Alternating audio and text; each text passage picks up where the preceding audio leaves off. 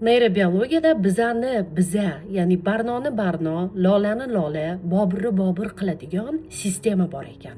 Va bu sistemaning nomi Default Mode Network. Hali brain imaging, scanning, MRI'lar, MRT'lar chiqmaganda olimlar faqatgina gipoteza va teoriyalarga ishonishgan. Insonning miyasi biz tushunishimiz uchun koinot o'rganilmagandagi eng o'rganilmagan organ hisoblanadi. Yo'masam nima uchun bir xil vaziyat ikki xil insonga ikki xil ta'sir qiladi? Kimdadir chuqur travma qoladi, ikkinchi inson bo'lsa hech narsa bo'lmagandek hayotida yashashi davom ettiradi. Balkim aynan shuning uchun ham menga miyani o'rganish shunaqa qiziq bo'lsa kerak edi ba'zida o'ylab qolaman-da. Chunki miyada mana xotiralar qanaqa saqlanadi, nima uchun travmalar bo'lganda yoki ba'zi bir holatlarni yoshligimizda ayniqsa miyamiz udalit qilib yuboradi. Nima uchun miyamiz o'zi hal qiladi, ya'ni biza rule qilyapmizmi, biz kontrol qilyapmizmi miyamizni, uni pulti qayerda, uni pulti kimda, biz rostdan ham uni boshqaramizmi? Yoki miyamiz informatsionniy накопление, masalan, Lola 25 yosh bo'lsa, Barno 30 yosh bo'lsa, shuncha yil davomida ko'rgan, kechirgan, muloqot qilgan, ko'rgan YouTube'dagi videolari, o'qigan kitoblari mana shu hamma narsa informatsionniy накопленияni tashkil qiladi. Va har bir inson bu haqiqatdan ham literally, bukvalni har bir inson bir yangi dunyo hisoblanadi. Bugun sizlar bilan nisbatan yangi, hali o'rganilmagan bir neyrobiologiyadagi soha haqida gaplashamiz. Va bu Default Mode Network. Neyrobiologlar bu sohani, bu sistemani, nima uchun bu network, bu tizim hisoblanadi. Bu sistemani sizni siz qiladigan sistema deb ham nomlashadi. Nima uchun u shunday nomlanadi? Biz odatda mana har kunida katta bitta kompaniyani tasavvur qilaylik. Bitta katta kompaniyada ishlayapmiz. Miyamiz bu katta kompaniya deb tasavvur qilamiz. Kun davomida kompaniyada ish avjida bo'ladi. Email yoziladi, klientlar bilan ko'rishiladi, networking qilinadi, gaplashiladi. Xullas, ish juda ham ko'p bo'ladi va miyamiz shu paytda task mode, ya'ni vazifa funksiyasida ish faoliyatini olib boradi. Lekin hech narsa qilmaganimizda, tashqarida stimulyatsiya olmaganimizda, tinch o'tirganimizda kompaniyada, ya'ni miyamizda katta yig'ilish, meeting bo'ladi. Bu yig'ilishda chuqur savollar ko'tariladi. Masalan, odamlar biz haqimizda nima deb o'ylaydi?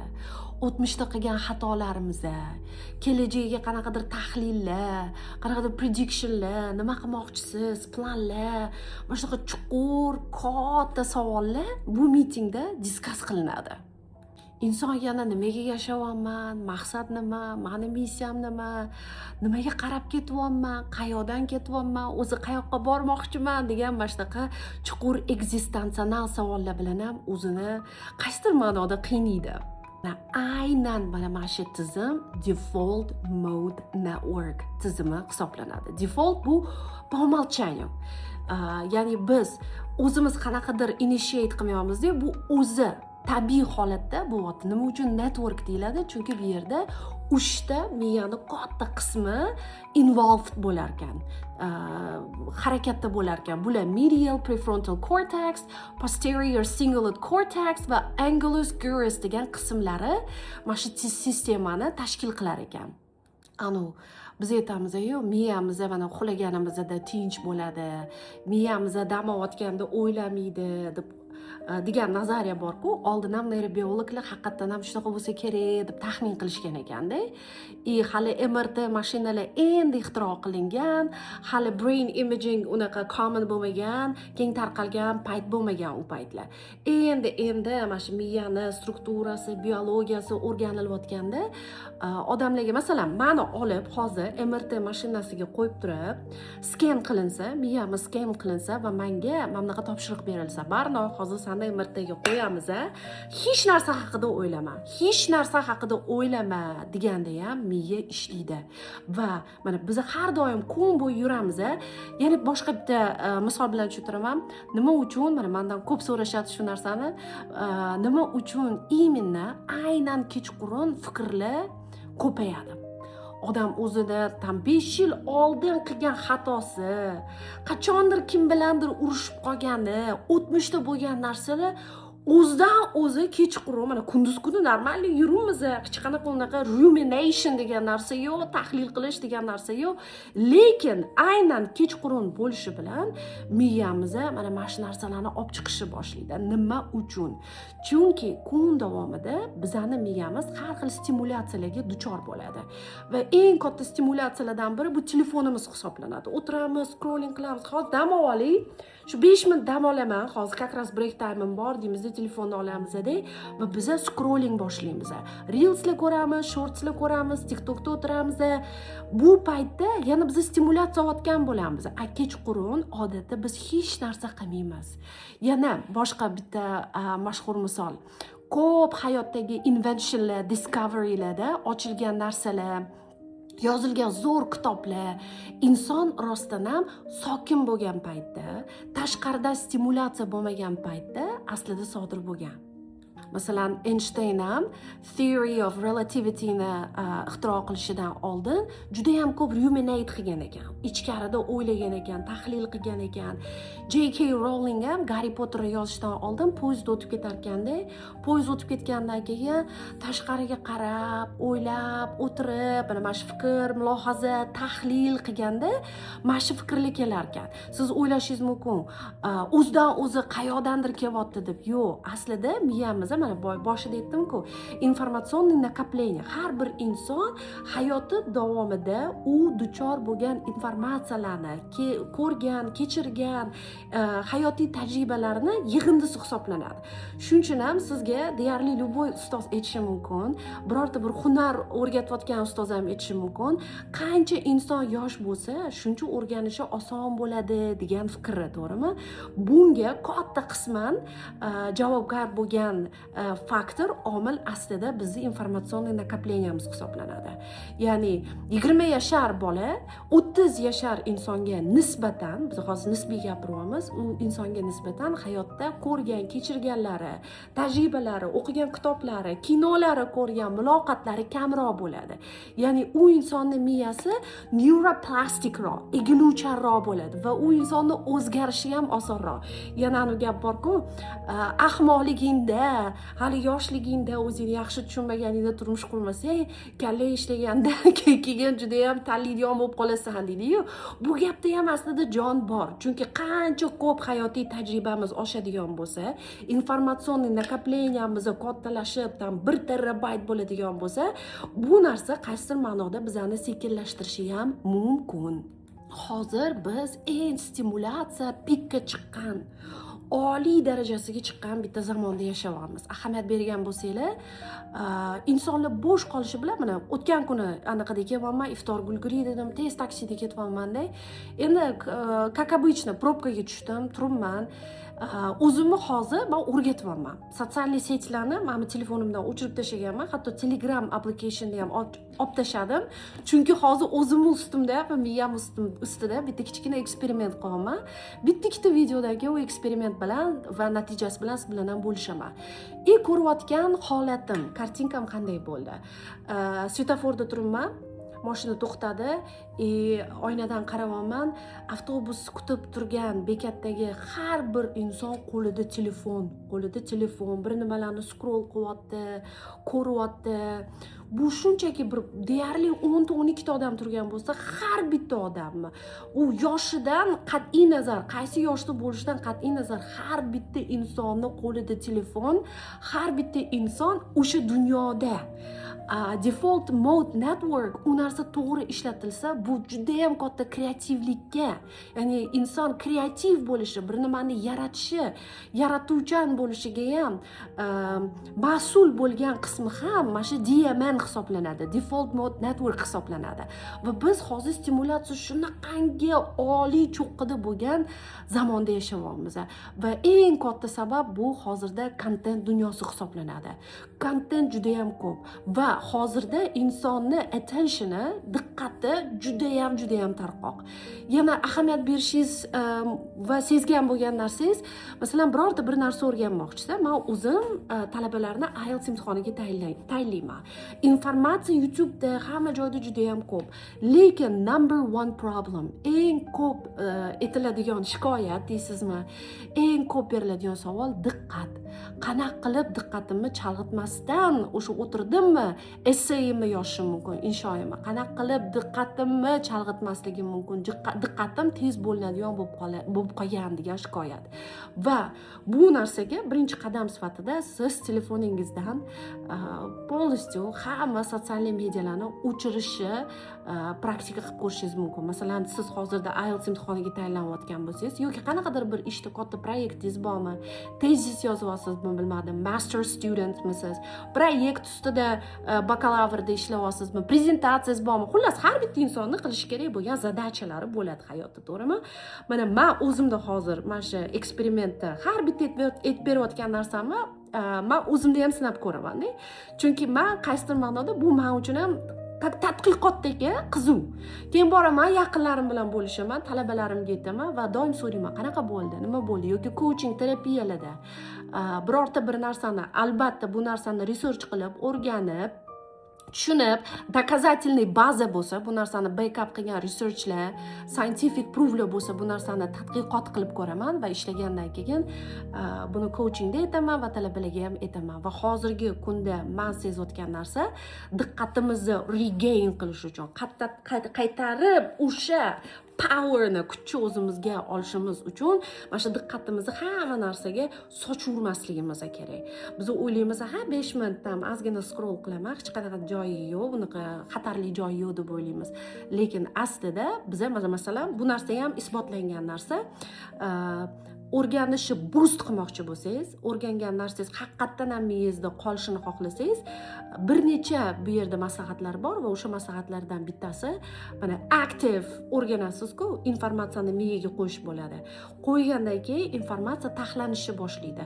Polностью taxlanish uxlaganimizda bo'ladi, chunki kechqurun cleaning service chiqadi.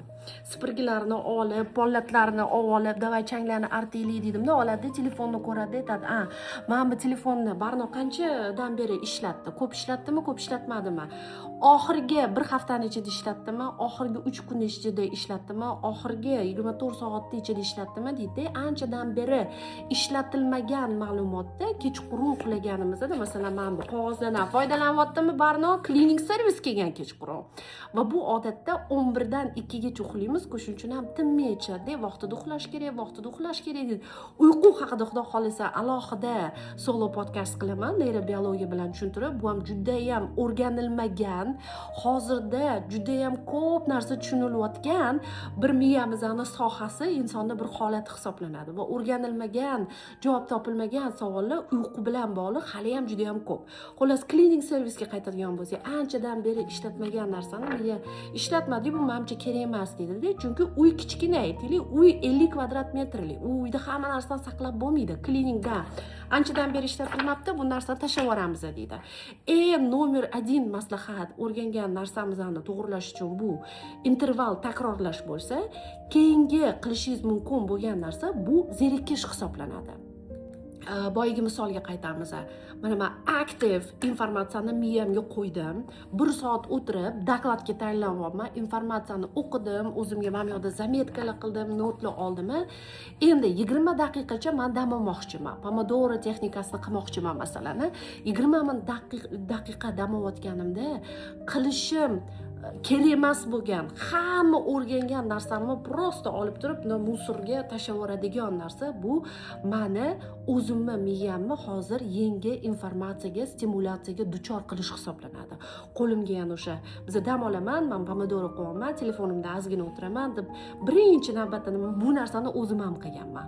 Nimaga effektivno bo'lmayapti degan savollarga men ham javob qidirishga harakat qilganman va yangi tadqiqotlar shuni ko'rsatadi va bu Andrew Huberman har doim aytadigan texnikasi hisoblanadi. Mana informatsiya miyaga qo'yilgandan keyin 20 daqiqami, 15 daqiqami o'sha orasidagi interval break bo'ladi-yu, o'sha paytda hech ham yangi informatsiyaga scrolling qilib, bir nimalarni kuzatib, yangi narsa o'qib, miyamizni default mode networkga o'tkazishga harakat qilishimiz kerak. Yangi stimulyatsiya miyaga qo'ymasligimiz kerak. Chunki u prosta oldingda musorga shuncha o'rgangan narsamizni tashlab yuborgan bo'lamiz. Default mode networkga o'tkazish, bilmadim, bir choy damladingiz, oynani oldiga o'tirib oldingiz. Oynadan tashqariga qarab telefon yo'q, stimulyatsiya yo'q. O'ylayapsiz, mana o'sha paytda default mode network ishga tushgan bo'ladi. Keyingi ahamiyat berishingizni xohlagan bo'lgan misolim bu ko'pincha zo'r fikrlar. Topib ko'ringchi, qayoqda bizning xayolimizga keladi, umuman kutmagan joyimizga keladi. Anchadan beri o'ylab yurgan bo'lamiz. Yana rus tilida bitta gap bor.